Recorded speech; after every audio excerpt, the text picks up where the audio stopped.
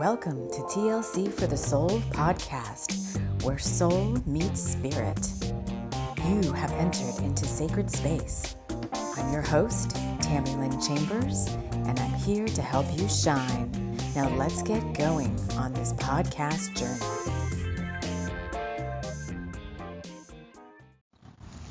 Hello, friends. Hello, and welcome to the podcast.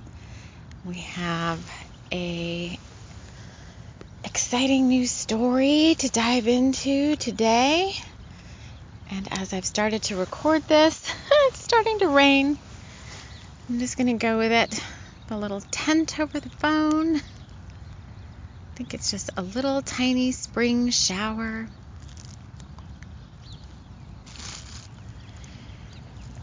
So if you're new here to the podcast, welcome. Welcome to our podcast family.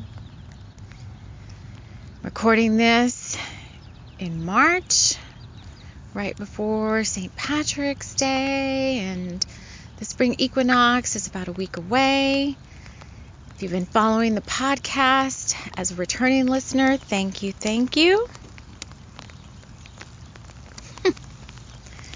Thank you for listening.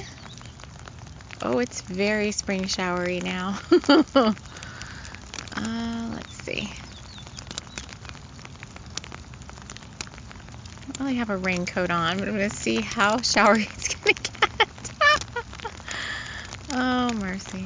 It's always something. I've got a new story to tell today.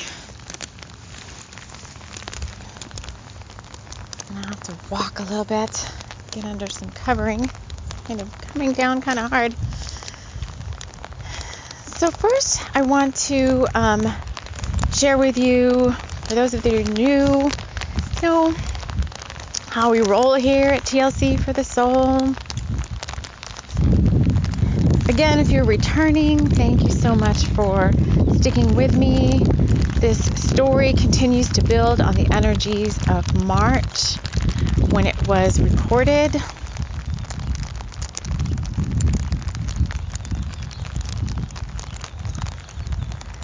The theme for this month is all about fire and tantra and calling in what we want into our reality with the spring changes that are coming. And it's really about getting clear on what you really want. So there's all sorts of resources here for you every month. Things that will help you on your journey. We started with the March energy forecast. And then we had a what is in my blind spot, pick a card. We've also done a shamanic drum journey to heal sexual power. And our story this month is about a fire goddess. So sticking with the theme of fire. And, what does that mean? What does that mean in springtime? Lots of new beginnings, new starts, lots of fire energy to come in to support us. And also, I want to, we've been focusing pretty heavily on the bringers of the light since October of last year. So I thought I would take a little bit of a break from the bringers of the light and bring out some of the stories that have just been sitting in my notes folder, my Keep files, because I write all of my stories and they all get a start in Google Keep. So just opening up those archives of things I kind of set aside. And Viola Fire, actually, just to give a little bit of background, because I think I'm just going to read from chapter 1 today to get us all into the story, because I looked at chapter 2 and it's really, really long, and I'm like, that could be its own podcast episode. But just to give a little bit of background, like I like to do with all of the stories, especially the ones that are going to make it into books, I like to kind of do a little background intro as to what was happening when they were written, or where they're coming from, or just to kind of get you into the story. But the backstory, because they all have kind of interesting backstories. So this one actually started out being called the Violet Chronicles, and I was like, okay, that's interesting. It almost was like a story of like someone at a newspaper or something reporting what was going on, and I was like, okay, it's kind of interesting. I don't know if we really need that or not. And then I decided I wanted to do a Sacred Elements series of books. So Earth, Air, Fire, Water, Spirit. And I thought, okay, Viola, who is the name of the character in the main character, the main divine feminine in this story, is a fire goddess. And if you're not familiar with my work, if you're new here, all the stories, everything I write, everything that shows up on the podcast, 95% of it is channeled information, meaning all the books, everything that's out there, it comes via channeling from spirit through the personas in the story and out onto the pages via like automatic writing or stream of consciousness writing. So I don't plan these books. I don't really know what's going to happen. That's part of the adventure of them for me. Part of why I like to write them is as I write one, when one comes up to be written, there's always healing lessons or information or metaphors or stuff in the story for me personally, as well as for all of you. A lot of them are very heavily, metaphored, like our Bringers of the Light series. I mean, every single one has got some sort of lesson or teaching or healing going on with all of the friends in the Spectrum Book Coven and the Bringers of the Light. So Viola Fire is a little bit more lighthearted. She actually started as a page a day on a separate Instagram feed that I have called TLC Books. And we had her going quite a bit. We got all the way through a page. I mean, it really was a page. We got all the way through that, like a chapter, not even a chapter, like a page a day, until we got up to about chapter 5. And I was like, okay, I've kind of had it with these page a days. And so I just kind of set it aside. But we had some people following the story who were really into it and all of that. So it had its fans. She had her fans. And then I kind of set it aside. And I've got a lot like that, where it's like everything's already done, all the book design and everything's already done, the covers are already created, and they're just kind of waiting. They're like, come on, come back to us. So we're going to go ahead and go into Viola Fire. As always on the podcast, you choose your listening experience. If you're new here, you can just choose to listen to it as a story. There's a little plane going overhead. Just choose to listen to it as a story, about a girl. And it's not even really a girl. You'll find out more about her in a moment. Oh, that was my tour helicopter. So during these podcasts as well, anything that comes up during the podcast is part of the podcast, just like you might hear, like a tarot reader or psychic reader say anything that comes up during your reading is part of your reading. So I'm seeing a lot about travel. So I thought it was a plane, but it's actually a yellow helicopter that is around where I live, and he does like helicopter tours of the area. And I always know it's him because he's like the only bright yellow helicopter. So I can just, a lot's picking up in the energy right now. Some places more than others. Even some cities more than others are starting to open up more freely. So by summertime, hopefully the world is just brighter and in a better place from all that we've learned from everything that's gone on prior, to this during 2020. So I like to bring in Viola because she's spunky and kind of fun, and the story's kind of fun, just to kind of get us thinking more of that, like things finally are changing. It's not our imagination. The energy's picking up. New things are coming your way, even if you may still go to certain spots around you or certain places and feel like maybe they're still working in the old energy. Like, seek out those places. I don't know, this is coming up for a reason, but seek out those places that are working in the newer, higher frequency vibrations, who aren't steeped in fear still, who aren't working off of lower energy, like try to frequent, oh my God, try to frequent places like that, because that's what's really going to help raise the vibration for everybody else. If you want to take your listening experience a little bit higher, then you can join me and surround the sacred circle as I wrap us all in love light and light love. Inviting in my guides to join me, inviting in my friends from Viola Fire to join us in this storytelling circle, sharing any messages or meanings or information that might be beneficial for you. And the third way to listen and to take the experience even higher is to invite in your own spirit guides into this sacred space with us. Ask them to share with you any information you might need to know beyond what I'm sharing, for the collective. Anything you might need to know about what's going on right now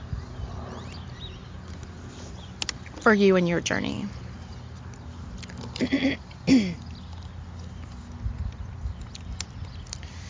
So without further ado, after 11 minutes of intro, okay, you guys know my intros are always kind of long, but I gotta get us set up. I gotta get us set. I just don't jump into it. I like us to be, for these, you can be a little bit more active. We did a drum journey the other day, and I was like, okay, you can't be active for that. You have to be, passive, not passive in a sense, but you have to be like focused and sitting down or really in a ritual space. This I want us to have more fun with. So it's quite interesting. I'm going to read this little intro that started when I started writing the book. And it's even called, I even still have it called the Violet Chronicles. And I'm still wondering where that's actually leading. So I'm not really going to change that for now. Even though I've done some things to like create cover art and all of that, that's more Viola Fire. I always kind of leaving it open, like maybe it still wants to be. It's like I can't decide if it wants to be called Viola Fire or the Violet Chronicles. So anyway. The first thing that channeled in was quite interesting. So it's a message out there for somebody as we start this story journey, because we'll be reading this. I usually record these on Sundays in the mornings when I walk. We'll be reading this as far as it wants to go out, is how often we'll come back to it until it tells me, until Spirit tells me that we're done with sharing the story here. But the channeling before the actual chapter 1 is, what is this book about? When I first started this journey, I had no idea where I was going. I started with a metaphorical knapsack and a dream. Where is this going, I wondered, and it wasn't long before I found out. So we're starting on a new journey. Just take a deep breath. You see, leaving on a journey, the traveler often has a map and a very detailed agenda. Well, there is no agenda for a trip that is going to take you to the brink of madness and back. And so I move forward unknowingly and unwittingly, being led by something even greater than my highest self. I am led. I am safe. I am secure. What the heck was I thinking? I wandered onto this path. I want to know where Spirit is leading me. This has to get really exciting for you to continue writing. And so we digress and take you on a journey beyond whatever you could imagine. Are you ready? So already I was like, what is this talking about? So we're starting on it. So it's like a fool's journey. Kind of spooky in a way, right? They make it sound kind of scary. I'm like, what do you mean to the brink of madness and back? So just sit with even that for a little bit. You may have to go back and rewind and listen to that part. But we're going to get into just chapter 1, the Fire Goddess, so we can intro you to our main friends in this story. So here we go. Let's take a deep breath together, as we always do before we start reading. Let it out. Now, I will only interject if Spirit leads me to interject and provide, give any information. Otherwise, I'll save any comments towards the end. So, chapter 1, the Fire Goddess. Viola had no idea where she was headed, and so she simply continued to walk and watch. The Watcher in the woods would be out soon, she realized, and so she quickened her pace, her right hand tight around the selenite wand she had packed in her medicine pouch. If a Watcher were to appear, she had only to pulse the wand several times in its direction, and it would be rendered helpless. Or so she had been told. You see, Viola had never left the regions of her homeland before. She was new to the traveling game, but had been goaded into it by her friend and confidant, Emerald Levette. Emerald couldn't leave home herself, what with being confined under house arrest for making a small bomb out of baking soda and lemon rind, intent on blowing up the magistrate's home. Emerald was always getting into some sort of mischief, but it was her herb witchery skills that got her the most attention, coming out first in her class at the Twinkledom Academy. Her Mother of Dragons teacher had deemed her the most worthy of getting someone poisoned if she really tried, and so Emerald had tried over and over to wreak havoc on those around her. She really tried, but to no avail, until Mr. Pinkerton at the magistrate's office had tried to silence her attempts to blow up the building after he had secretly made a pass at her. You see, Emerald was no fool, and she knew a pervert when she saw him. Pinkerton would pay for trying to put his hand up her skirt. No one could or would ever take her virginity from her, most of all an old lech like Pinkerton. Emerald obviously did not succeed, and was relinquished to the care of her father in exchange for not being prosecuted by the tribal court. And so she sat pondering her next escapade, but rendered helpless to leave the house by the punishment spell that the court had placed upon her.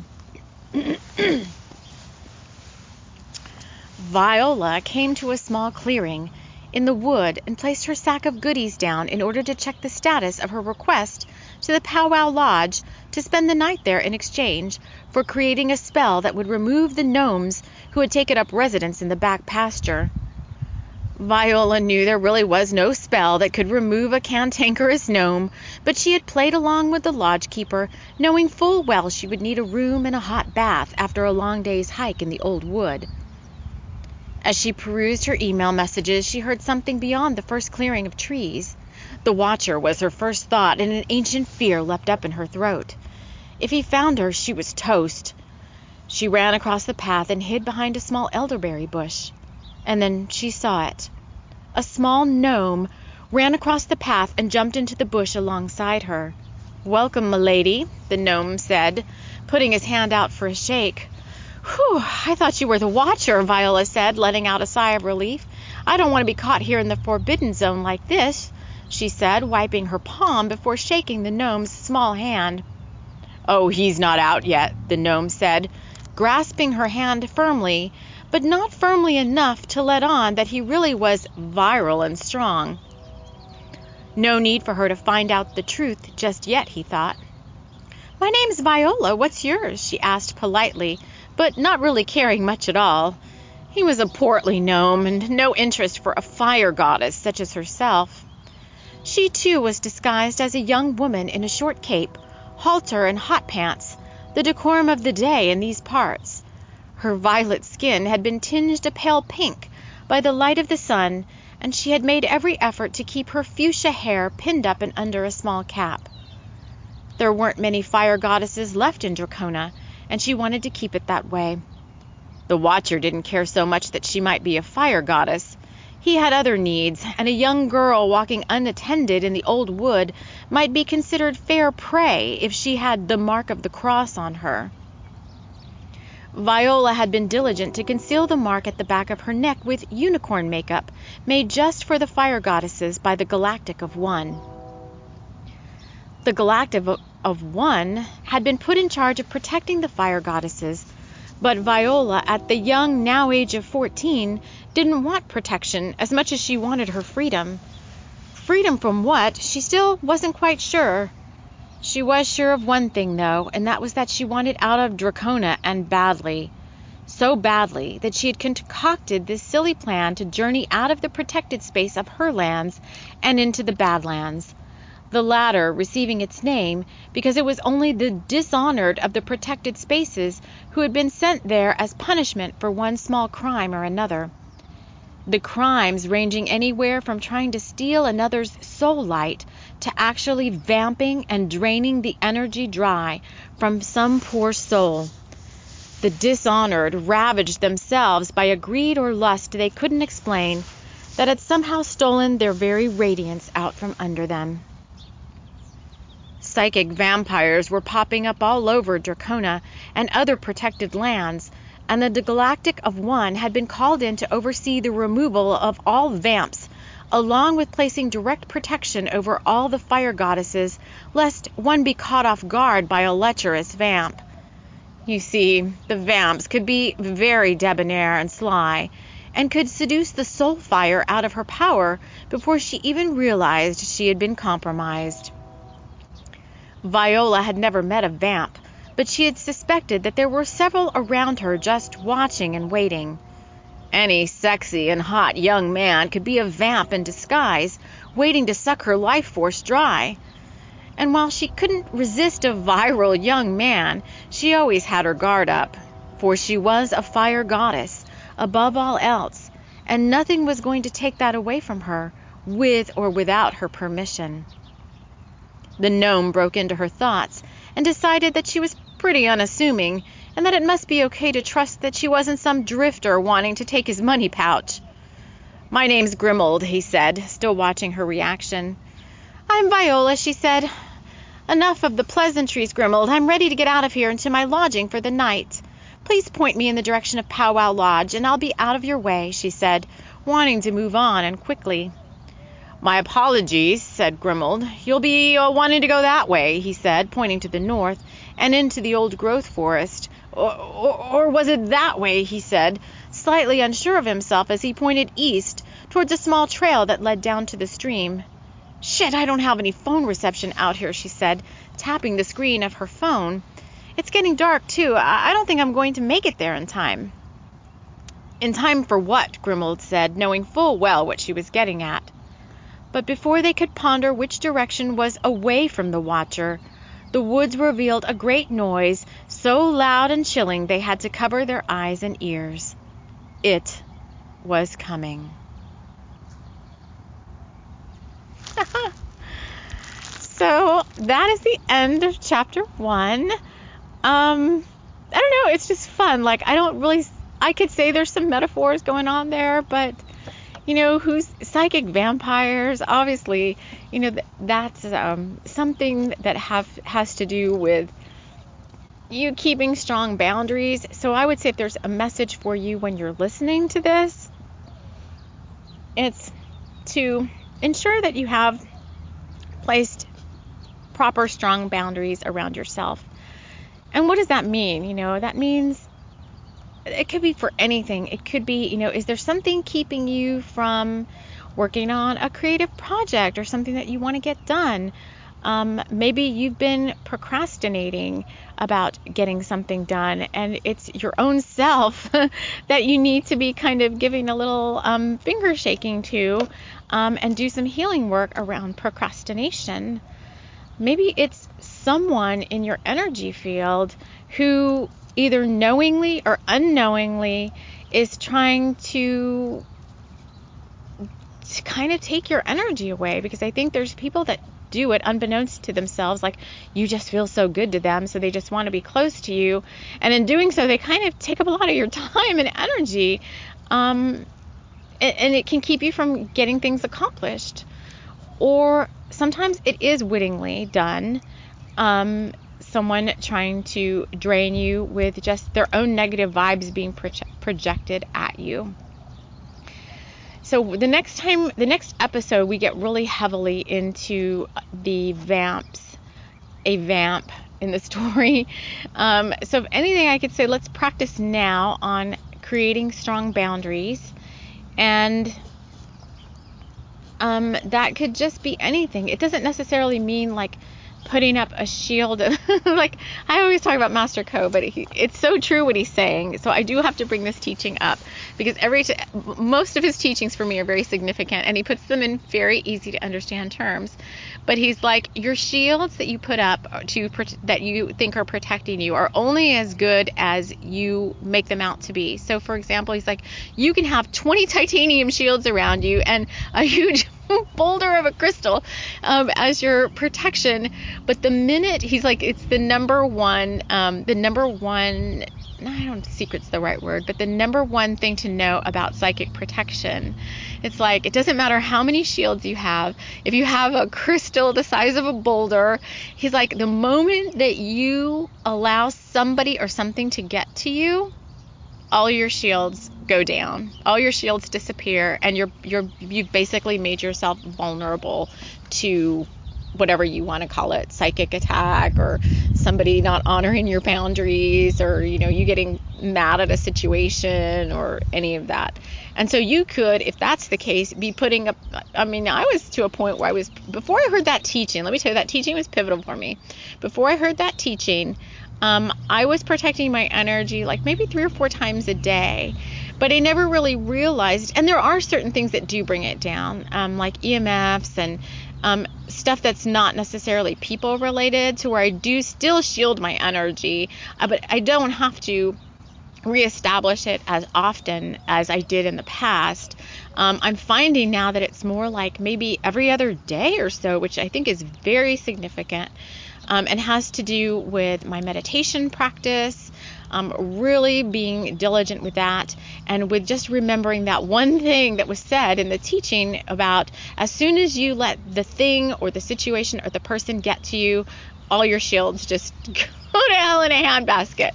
So if you learn anything from Viola and right now what we were talking about, it's to really come to peace with who you are as a soul, really come to understand your power to create your own reality, which we're going to get more into in this story, and really realize that it's just like Dorothy. It's like you've had the power all along. It's just, I really feel like it's so weird, but when you start on this spiritual journey, it's almost like you become a baby all over again.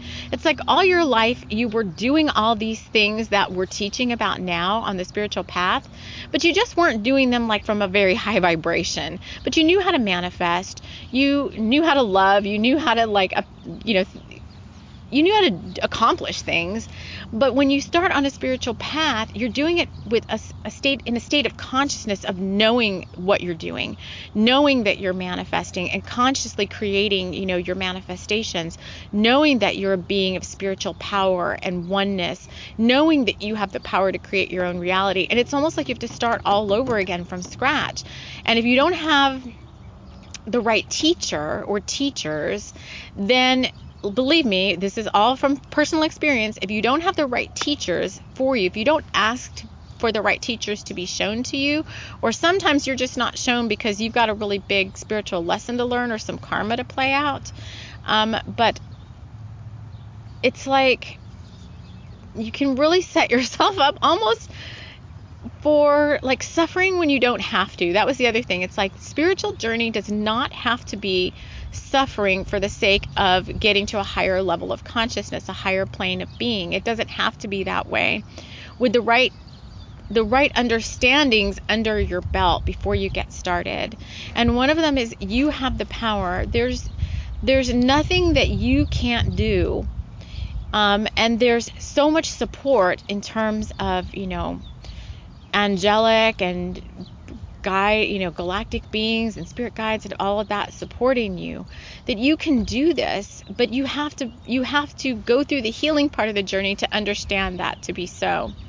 And it's taken me, I'm not going to say it's taken you this long, because I think things have really rapidly sped up, and sometimes depending on who the teacher is, like maybe, because part of my dharma is teaching, and I don't want to stop raising my level of consciousness. Like, I don't want to sit stagnant in 5D or any D. It's like if there's another dimensional frequency, if multi-dimensional and beyond, I want to keep striving to get there. I'm not sitting in 5D. Like, I've gone way beyond 5D to explore way beyond what that means.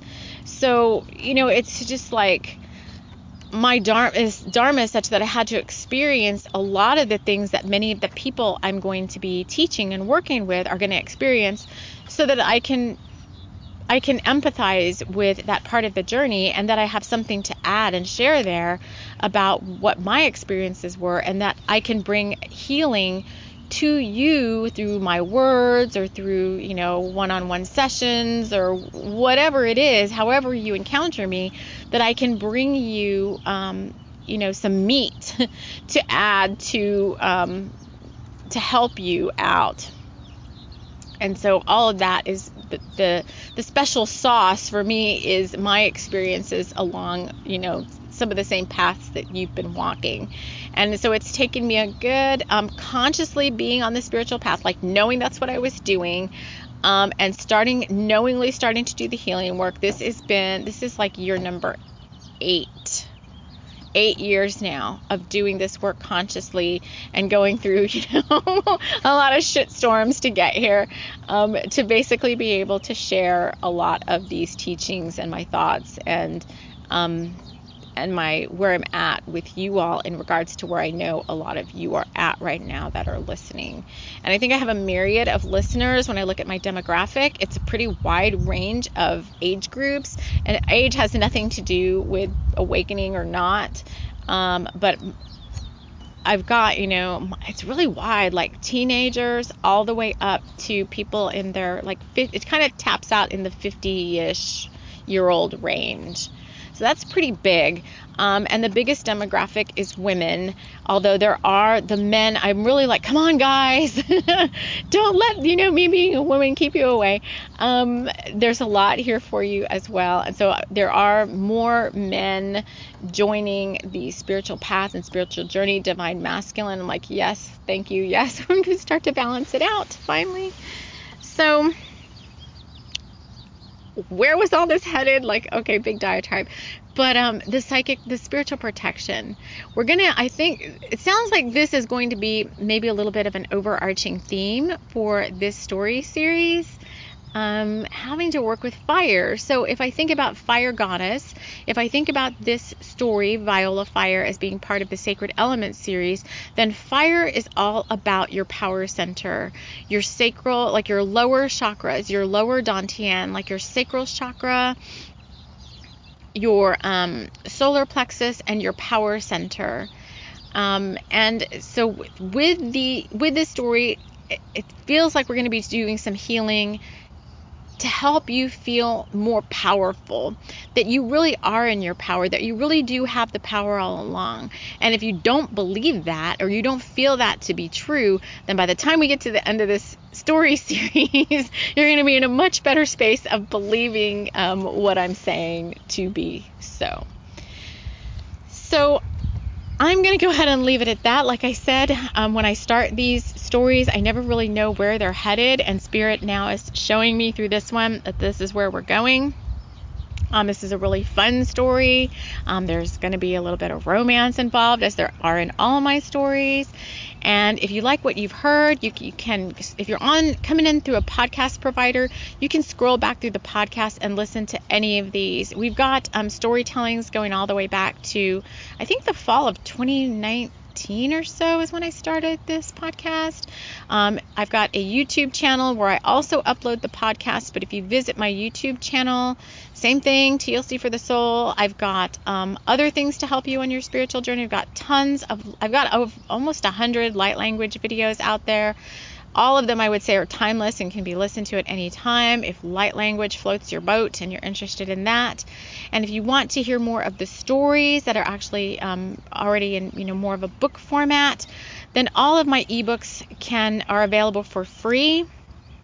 Not on Amazon. Don't go to Amazon. They want to charge.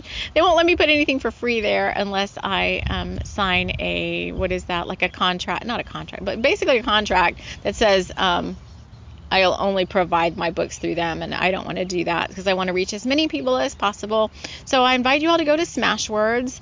The link is in my bio, or you can go to any other ebook provider. So Barnes & Nobles, Google Books, Apple Books, Kobo. But Smashwords is my ebook publisher. And all of my books are there. All of the series are there. It's very easy to look at, or very easy to see what's going, what's what. And you can download any of those for free. It's an EPUB file. And you just need an EPUB app reader on your phone or your device in order to be able to read them. So I think like Kindle can read EPUB files, and I don't know what other EPUB stuff, maybe PDF readers or something. Just go look for EPUB reader in your app store, and any of those will work. And the book of the month, if you're interested, well, I would say if you haven't looked at any of my work before, you would want to start with Moxie and Roses, which is our Thunder Rose collection. The Thunder Rose collection is kind of the series of the month, as I just finished writing and publishing the second book in that series, The Stallion Returns. But take a look at any of those, whatever gets you wanting to read. They're all healing stories. They're all channeled. They're all really fun. And if you want to get to connect with me more, I'm over on Instagram also as TLC for the Soul, and I post other kind of daily, not somewhat daily, but angel messages and channeled stuff and all sorts of other stuff over there. So I feel like I'm giving all of this information because I may have some new listeners coming on, so I'm really excited for you to join me. And I guess if you're returning, you just get to hear this little spiel, every so many podcasts or so. It'll just remind you that I do have plenty of resources out there to assist you if you so desire. So I'm going to go ahead and leave you all with that, wishing you a beautiful, blessed rest of your day, and we will see you all again in the next podcast episode, which I don't know what it's going to be. I think it's either going to be Earth Song, because we need to work with Krakatoa. No, actually that's not. The next episode after this one, if you're following in order, is our second half of March energy reading, because there's a big, huge shift in the energies right around St. Patrick's Day. So the day before, I'm going to upload the second half of the month of March energy forecast, because it really gets kind of interesting and fun for the second half of March. So I'll leave you all with that. Thank you for listening, my friends, and we will see you all again in the next episode. Take care.